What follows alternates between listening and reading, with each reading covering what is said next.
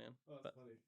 I love it. But we have Ryan here with us today, who's executive function coach, correct? Yeah, I'm a therapist as well. So Therapist as well. Tell us, I mean, like, we're going to jump into this a little bit, but yeah, just for everyone, I am not ADHD specialist. Don't know anything about the field. Don't know anything about the therapy of it. Maybe I'm going to get diagnosed during this podcast. We'll find out. We don't know. Hey, if you have a diagnosis for me, Ryan, maybe we need to hear it. But we're just going to kind of jump into things. Sure. And if you want to introduce us kind of very, very broad level, Yeah. what is executive function coaching? What type of therapy are you in? And kind of how does all that marry together? Yeah. So I've been working with kids and students and families that struggle with executive functioning for over 15 years. And I've been doing therapy for a handful of years. So that's only a portion of it. So I do a lot of the coaching, but I am a clinical mental health counselor. And the counseling is fun. That is my jam. And I combine these together to help these families with a therapeutic side. So there's a lot that can go into that and working with families. But the coaching is a lot of this action-oriented side. There's a lot of skills involved, like managing procrastination, organization, even working memory, or even emotional regulation. There are things that get in the way of everyday life, basic functioning. And that's a lot of what we do at our company, Level Up Life. And so I manage that, and I manage the clinical side of that. We handle it in a holistic approach. There's the clinical side, there's the physical health side, and then we just have the academic side as well. So we are academic focused in our population, at least, because that's where a lot of the skills have to come together. Yeah, I love that. And that kind of like bridges the gap of like, hey, you need help, but where are the areas you actually need help? It's typically, school or work. And I feel like if you can learn it in school, you can deploy it in work. Is that? Yeah, it's a great measuring stick. At Yeah. school, so many things can go wrong. It's tough to manage school already, but if you can regulate emotions well during school, you can manage boredom, you can manage distress. If you can manage a lot of these skills, they can translate pretty well outside of school. That's actually really interesting. So tell me, why is it that emotional regulation is such a critical part of the executive function? I'll tell you a story that comes to mind because I worked with someone this morning, actually, who was trying to work out every single day. Yeah. And I didn't know this because I don't follow fantasy football, so he had to explain this to me. But like Wednesday mornings at like 3 a.m., there's a draft. Are you familiar with this? Okay. Yeah. And so apparently like drafts occur, and he woke up and he's like programmed to wake up on Wednesdays. So last night or yesterday morning, he was like, I woke up and I can't go back to sleep until I check to see if people grab the player I want. And he woke up and he had to manage it, and then he stayed up the rest of the morning. And he said, this has been going on for years.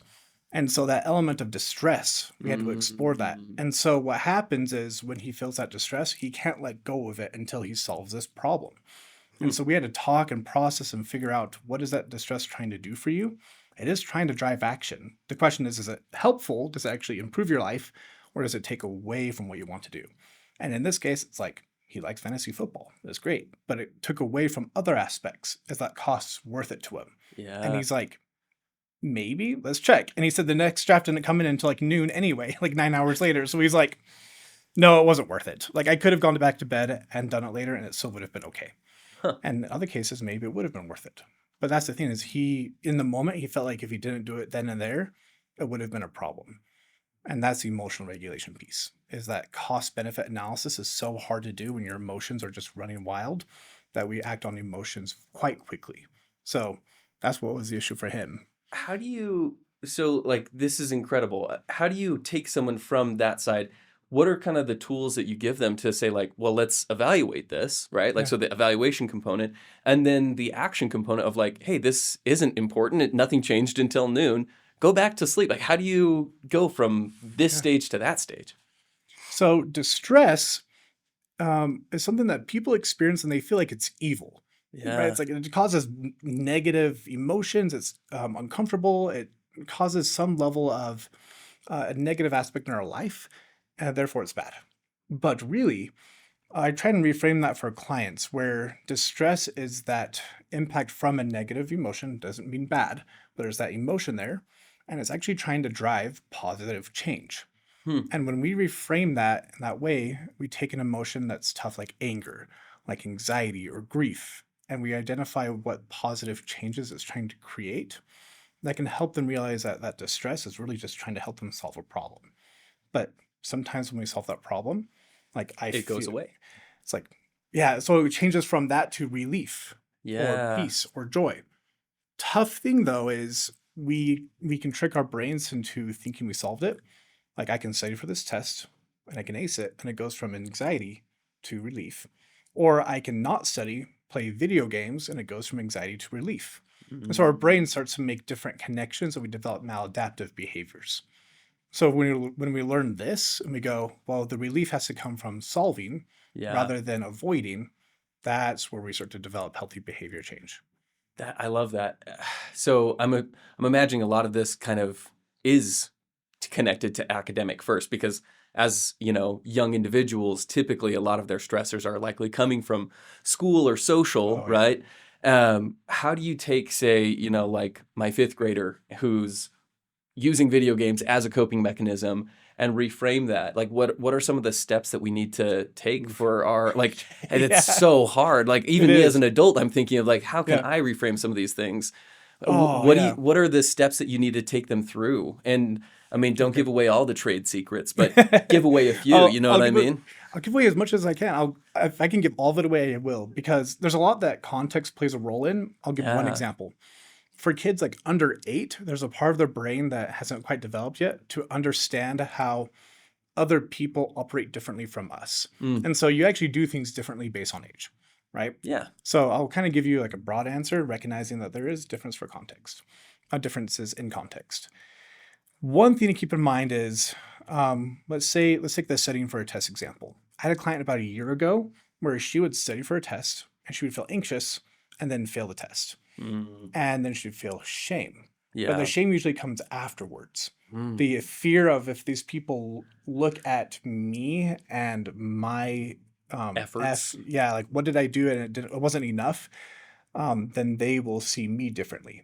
Ah, But what would happen later is, as that kept happening, instead of feeling anxiety before the test, she would start to feel shame, which usually comes after. Your yeah. brain starts to get used to seeing that event and like being like, oh, I know what's going to happen. I'm going to fail. I feel shame beforehand. And then it starts going from tests to cleaning to missing appointments to whatever it is. Now she starts feeling shame beforehand. This was a tough client. I've worked with her for quite a while. Wow. And so when you're talking about, does this translate over? It might translate over. It absolutely does. We have these experiences, and as we see the outcome of them, our brain starts to try and predict, what are we going to feel after? I Yeah. don't want to feel shame, so maybe I have to solve it, but that might make us avoid it even more. So when we're teaching ourselves to work with it, it might mean finding the root problem, but there is an element of almost just acceptance of the situation. I feel shame because I don't want people to see that failure side of me. Yeah. That's also okay. I might still feel that anxiety because I want to do on the test and not lose my scholarship.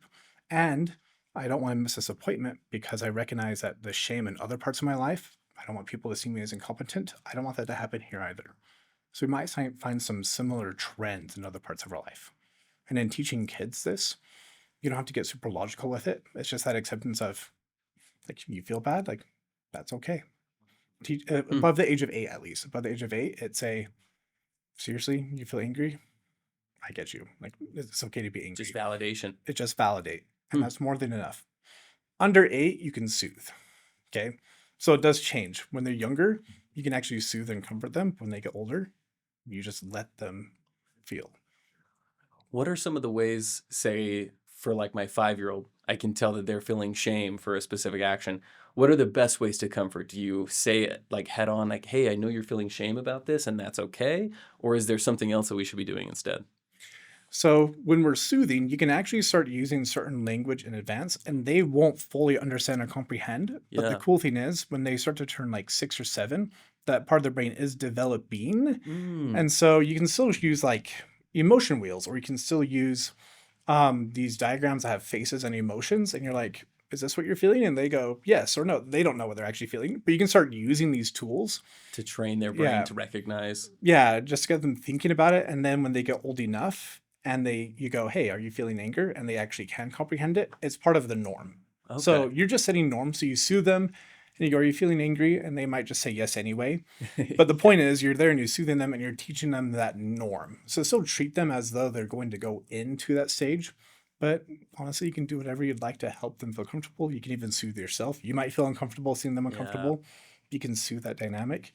That's honestly going to be more than enough for them. But start setting the standard for what you'd like them to start doing by the time they get old enough that they can actually work on that with you. I like that. And it sounds like we're talking a lot about kind of like emotional regulation Yeah. and potentially just like feeling overwhelmed, right? Oh yeah. So how can emotional overwhelm kind of directly correlate or impact the academic success side of things? Oh, okay. Let's talk about ADHD and emotions real fast. Do you have Yeah. ADHD? Do you know? I've never been diagnosed, but Okay. hey, I'm my brain doesn't work the way that most people's does, Okay. so I wouldn't be surprised Okay. if we're in there in some way, shape, or form. You're checking the boxes and you're like, there might be something here. Okay. Yeah, yeah. So one of these boxes that we see with a lot of neurodivergence, especially ADHD, is called emotional lability, where your emotions spike really fast. Mm. So you go from like, oh, I just got laid off, and instead of feeling this gradual, like, man, this kind of sucks. What does this mean about my life? Who am I going to Straight tell? to depression. It's like, man, I'm angry, I'm depressed, I'm anxious. Like, Mm. there's something here. Same for positive emotions. Like, I just got tickets to Disneyland. Like, I'm going to plan the whole trip now. Like, I'm Yeah. excited. So that happens really quick. So when it comes like overwhelm or shame, these senses of failure or regret, these occur quickly for people with ADHD. And this happens beyond academics. If we are in a relationship and we Mm. break up, this is something that impacts us heavily and impacts the rest of our life pretty quickly too. So a lot of what we try and do with people who are struggling with this is kind of dampen that and spread that out. And there are tools for doing this, but we try and make sure that there's more control with the emotions. When I say control, a lot of that really is just awareness, and that awareness slows it down. You don't even have to do a whole lot. We can do some interventions. There are some I really like. I'll give you an example. You can do this for your, you have a fifth grader, like 10 years old. 5-year-old, 3-year-old. I was thinking of my nephew who's in like Oh, fourth or thank fifth you. grade. Yeah, yeah. Okay. So yeah, my kids are 5, 2, and 3 months. So Okay. So your 5-year-old that we're kind of setting some yeah, norms with, yeah. you can do this and they're not going to really understand. But as they get older, this will start to make sense. You can do like on a scale of 1 to 10, how intense is this anger? They might say 10, whatever. Yeah. But then like 30 minutes later, just check it again. And like I might say 8. But just the fact that you see it change and find out why plays a big role. With Okay. adults, it helps a ton with overwhelm.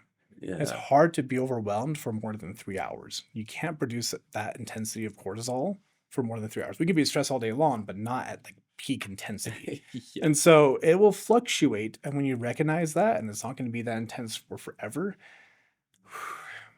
okay, we can kind of dampen that and feel a little bit more okay with it. So there's a lot that we can do Yeah. with it, but overwhelm will be there, and we kind of handle it the same way as other emotions. So And that kind of leads me into my next thought of kind of like, what if someone is feeling that level of anxiety or stress, and we call it like burnout in the workforce today? You know, like we've got stress, oh we've got burnout, and yeah. can we do the same thing once you feel like you've been at that point and at that level for too long to handle? How do you overcome, or maybe like how do you roll back the clock? Like how does that work? Burnout is a little different. Okay. Um, there's clinical burnout, Yeah. and this is due to an overproduction of that cortisol. You start to see signs of burnout of like that cortisol being produced for like 3 days. And then Jeez. you hear that and people are like, I've been burnt out for like years. They're like, I feel like I've been stressed for forever. It starts to get pretty bad after about 3 weeks. Okay. And so if after 3 days you're constantly stressed and after 3 weeks that's still going on, we start to see some physiological problems. Okay.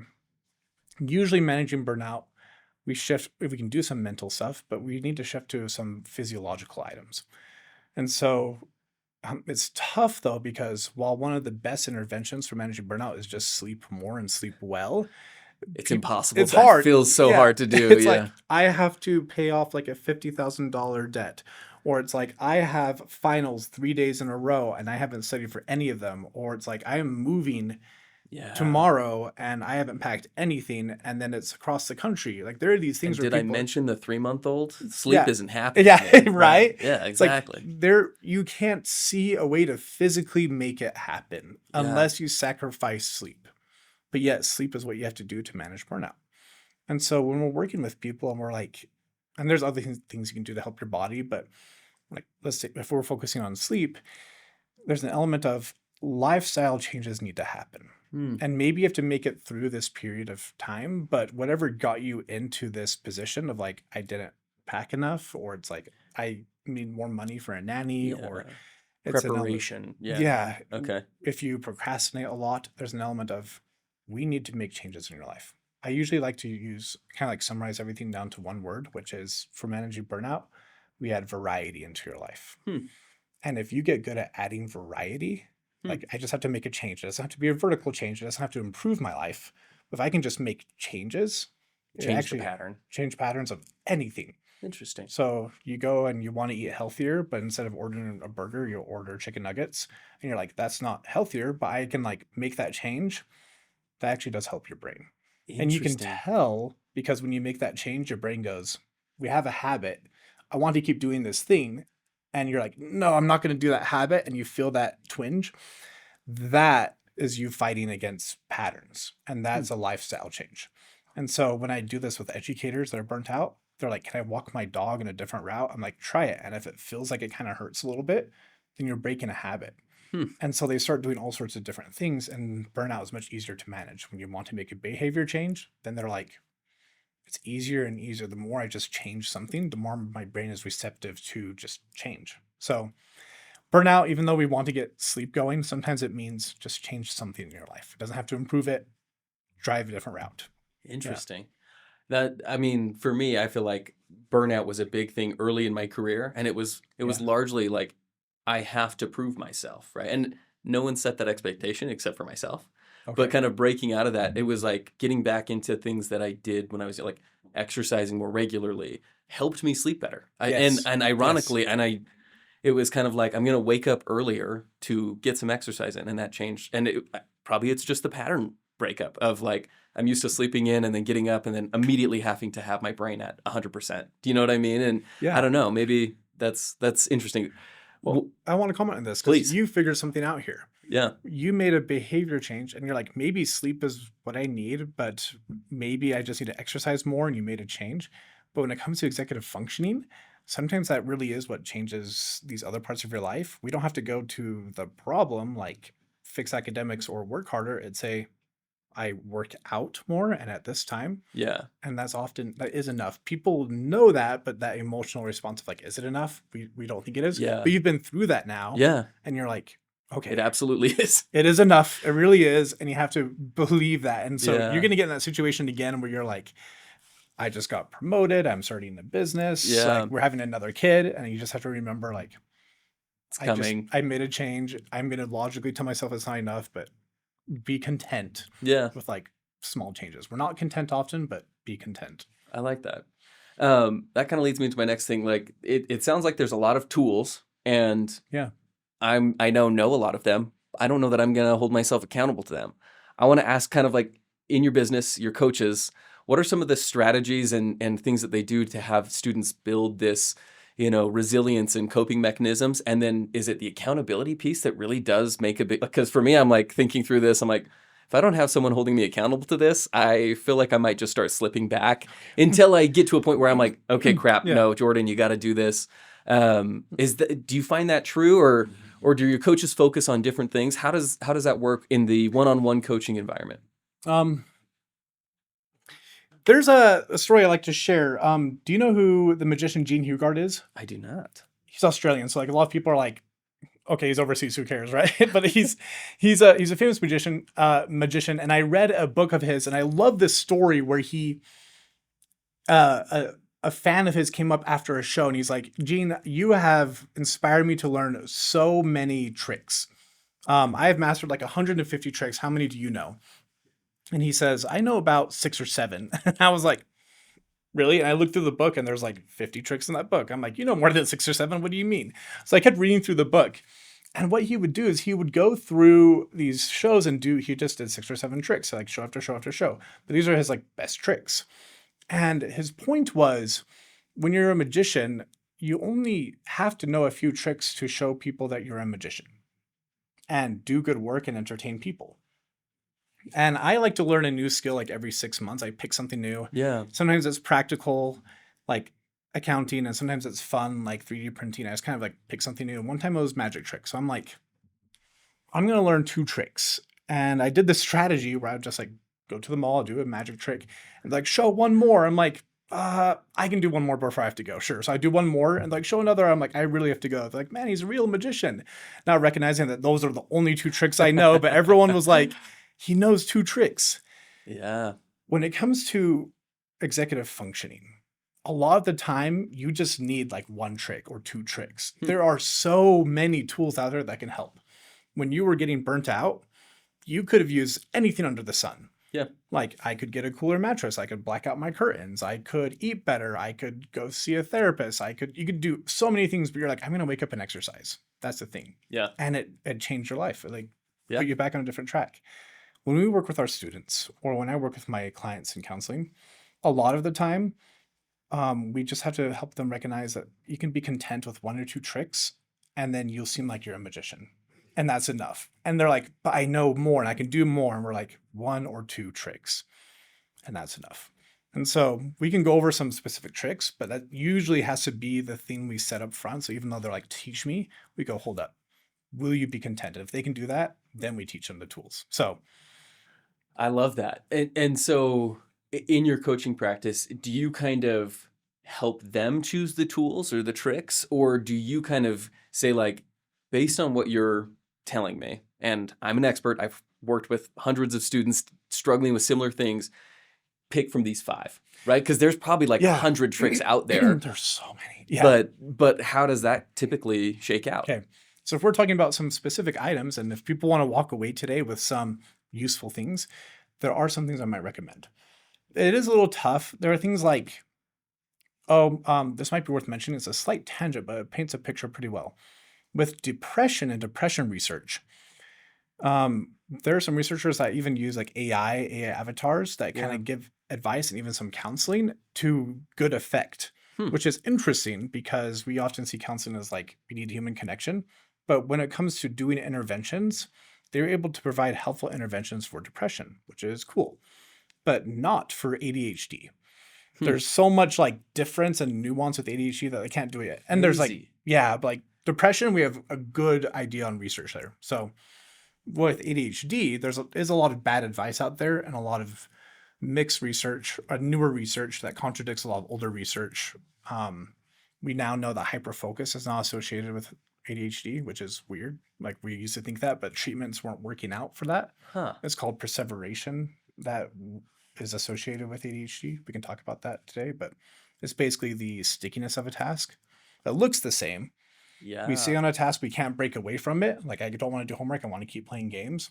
So it looks like hyperfocus, but it really is just we're stuck on a task. So we get them mixed up.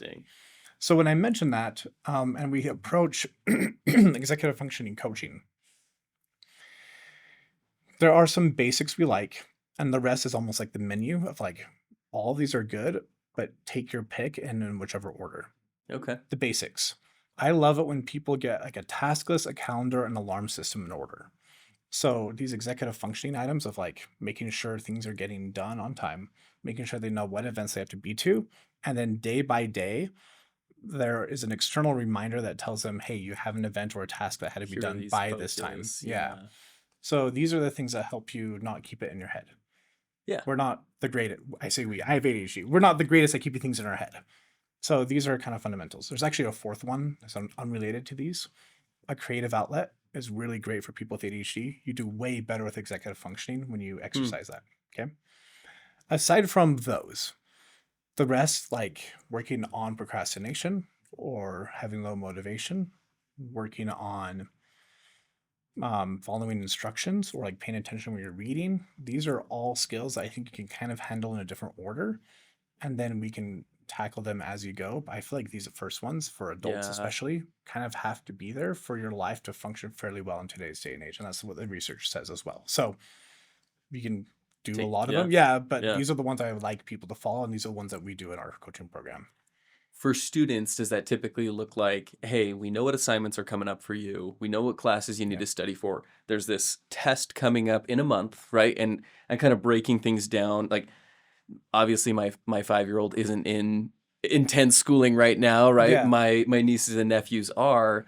Is that something that would be beneficial as a parent of like, hey, either meet with their like their teachers or whoever it is that you know what assignments are coming, and then build out kind of a task list for them and check that off with them so they don't have to think about it, and you don't have to be like, where's your homework? What's due? What's coming up? And kind of hounding your students with that, or what's best practice for, say, middle school to high schoolers? So one of the things that you'll find as resistance for these kids is that a lot of assignments are already on like a digital platform. Yeah, yeah, And so what happens is this part's a good thing, but it gets in the way. You'll see what I mean.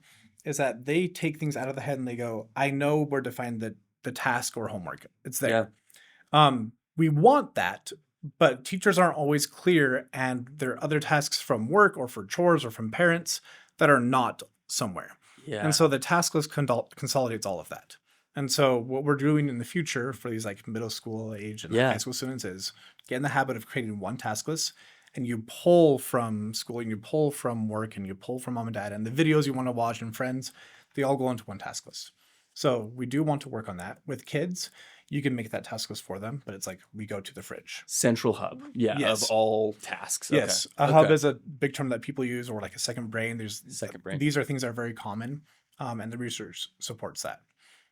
With a calendar, there are some rules around it, like don't put tasks on a calendar. This can be tough because when someone with ADHD sees like a free spot, they're like, I can do a paper here. I want to plan on doing a paper here.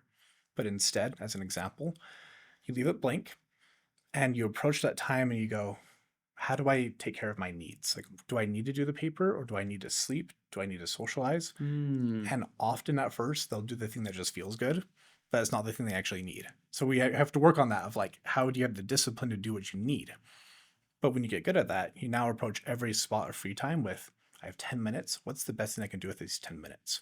So it takes some practice. We have to work through some emotional resistance there of like not just doing the fun thing. Yeah. But then your calendar has some rules there, so you can work on calendar rules with your kid.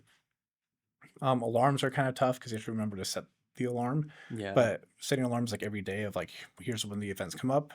You need enough time to wind down from a task. So that stickiness that I talked about earlier, it's hard to break away, and it causes distress actually. Yeah. And so we want to work through that. So you give yourself some minutes, like 5-ish is fine, break away from a task, and about 5 to go into a task. And so we set some rules there. So usually for like middle school, high school, we set rules around those things: task, calendar, task list, calendar, and alarms, and just have them start practicing it and do it with them. Even if they don't remember to do it on their own, the fact that their brain is kind of going through the motions helps them be less resistant when they do it on their own. I love that. This is kind of making me think like, when do I know that that's what I need for kids? Like, so what are some of the signs for a student? I'm like, what should I be looking for to say, is my student struggling, or are they just a 10-year-old boy and they're bouncing off the wall? You know what I mean? Like, what are the signs I should look for on that for the emotionally struggling? And maybe it's time to implement a task list and a calendar. And even, is it like grades? Like, what should we be watching for? Okay. As much as we have like rules that we'd like to implement in our company for like some of these basics, in all honesty, if your kid is struggling with implementation of new ideas and new norms, then just implementing new norms is kind of the route you go. So it's Yeah. like, hey, we're going to put a new rule. Here's a sticker chart. It doesn't really matter. You do something and they're like, no, I don't want to do my chores. Like, it doesn't really matter. They don't want to do something different. Just practice doing new things with them, so that when you do try an intervention, their brain is just more likely to do it. So start with that. That's how you'll know at first if they're going to struggle, is if they struggle just with change Okay. or transition, or if you set a rule, if they don't accept it right away, it's tough. If they accept it, they're resistant, but they accept it. Yeah. There's distress, but they can work through it. You already are doing well with that, and you can move on to actually picking interventions. So you can start with even like building a new habit that's fun. And if they're resistant to it, like, hey, we're like roasting marshmallows in the backyard. Will you set it up? And they're like, I don't want to set it up. I like the marshmallows, but I don't want to set it up. Even a fun thing can give you a good idea of if they can work through distress. Got So it. that's the first step. This is the same with socializing. Like if you're worried that they are not socializing well or they're getting bullied, and you try and do some intervention there and they're resistant to it, like asking them to go to the park with you, like when they're young, but they just don't really want to go or talk to people. Yeah. That is another sign that you're like, we want to implement more change, add more variety. How do we get them to their brain to be more content with that? So that's the first step. Okay. Okay. If you feel like they do well with it, you can honestly, you can Google things. I'm a little hesitant because there's a lot of bad advice with the Google Even and in AI, man, ADHD. I feel like I'm Yeah. getting just whatever I ask for, I'm finding it. And it doesn't mean it's good or helpful, right? Like that's what's I have a struggle with that. Like Yeah. I'm a digital marketer by trade and I don't trust Google. You know what I mean? Like it's Yeah, tough. you're aware. Yeah. So you have to be careful, but if you have a good idea of some helpful sources, there are some fairly like non-invasive interventions that really are just like parenting strategies. Getting some books are pretty helpful, but a lot of good parenting books. I can recommend some. Dr. Russell Barkley is one for the people that are listening to this. Yeah. He's he's great, and he's kind of a forerunner in the research of ADHD that talks a lot about how we can help kids with motivation. So once we know Mm, that that's an issue, like how do we motivate them, and yeah. how do we encourage them to change behavior when they are ready to make that change or where they're more willing to. And so some things that we'll go over typically go as a medications one that comes up a lot. Some people are resistant to that, but there's a part of the brain that really is helped by Yeah. medication. But if there are risks that you're worried about, um, maybe one other thing you could consider for kids that are struggling with these things would be, man, this is a tough one for parents because when we talk about building rapport, there's an element of like, I'm doing everything I can already. Yeah. What can I do more? Or it's like, I feel like everything I tried, they're resistant to. As far as like rapport building, Yeah. I would say I think of the word excitement. Sometimes parents get down like I just want to hear them like spill their guts out to me, and that's like rewarding to me. But for the kid, sometimes it's like I want to be excited. So you might have to put away what you want as a parent there and just be like, I want to deal with the excitement piece. Help them deal with the excitement piece. And the other side would be talk about emotions more. And a strategy I like is just naming an emotion. You could be totally wrong. Be like, hey, it seems like you're feeling angry. And they're like, I'm actually happy. What the heck? But just name the emotion. And that can help them be more comfortable talking about it too. So if you feel like they're more willing to do some interventions, just ask what they're feeling. Just state it even. And if you're wrong, it doesn't That's really, fine. yeah, it really is okay. So those are some of my favorites.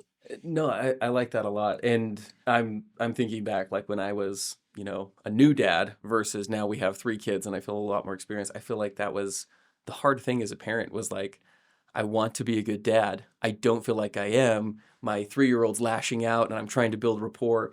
And it was just like, we're focused on the wrong things, right? Like he wants to go do this. Transition was hard, but Okay. what 3-year-old doesn't have a hard time with transition, Yeah. right? And so it was kind of like approaching it the right way. One of the things that was most helpful for us was just like, we're going to be done in 5 minutes rather than like, hey, we have to leave now, right? So it was like just prefacing the transition with it's happening, warning, and then letting it go. Um, Good. do you find like that there are different tactics that need to be used for different age groups? And what are Yeah. kind of those age groups that you're like, on average, this age group to this age group, these tactics work, and so on and so forth. There's one that I've mentioned, and I refer to it frequently because it changes quite drastically when they're Yeah. about 8 years old. And so I'll be more direct as to why. So at age 8, that egocentrism starts to go down. Hmm. There's that piece of like, I see what other people are like, and dad's name isn't always dad. And like people like actually can change their mind on things. It's kind of like they start to see things differently. Yeah.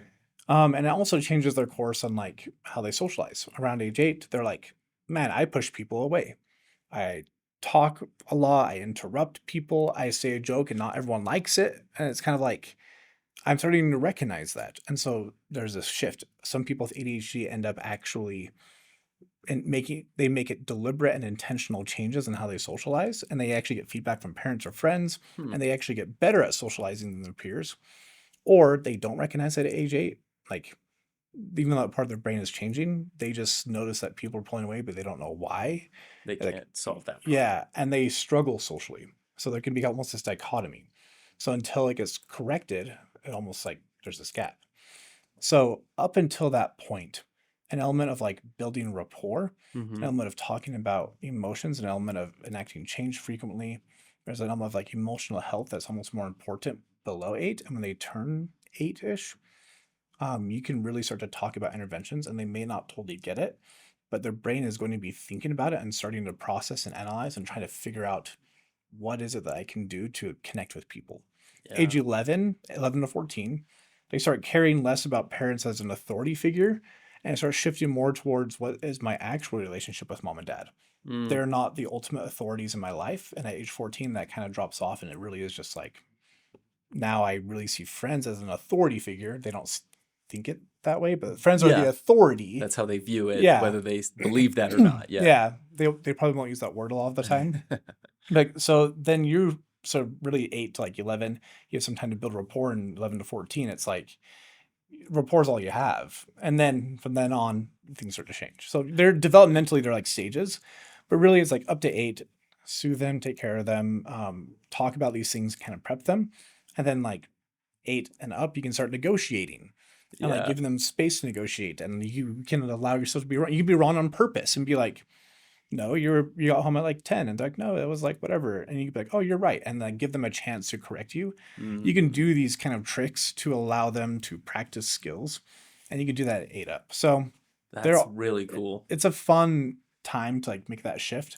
And then after that, you just build rapport, do whatever you want as a parent, basically just connect with them. And we could talk about a ton of other strategies. When you do get older, like age 21 and up, your brain starts to really slow down on development. And so things like learning languages becomes more difficult. Even like how quickly you retain information from reading becomes more difficult. And so there's a point at that age where habit development is harder.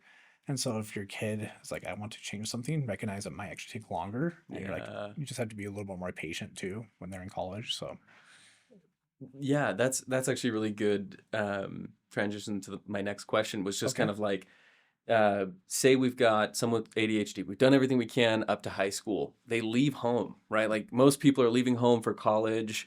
They're now in a new environment. What new issues come up with that Hmm. parents can either prep their kids for or students should be prepping for on their own, whether you have the family support or not, right? Like what are some of those things that they should look for? Oh boy.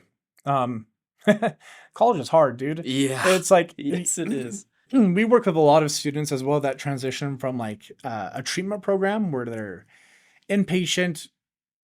Sleep is chosen for them when they sleep, when they wake up. Nutrition's chosen for them. Their social groups are chosen for them. Everything. Then they go to college, and then you choose everything for yourself. Yeah. It is really hard to set up your own systems then. And so a lot of what would be helpful is just learning how to develop habits. So just developing new habits and skills is partially why I try and build a new habit every 6 months. Is I just have to find a way to work through resistance. Whatever is going on in Yeah. my life, how do I continually make change?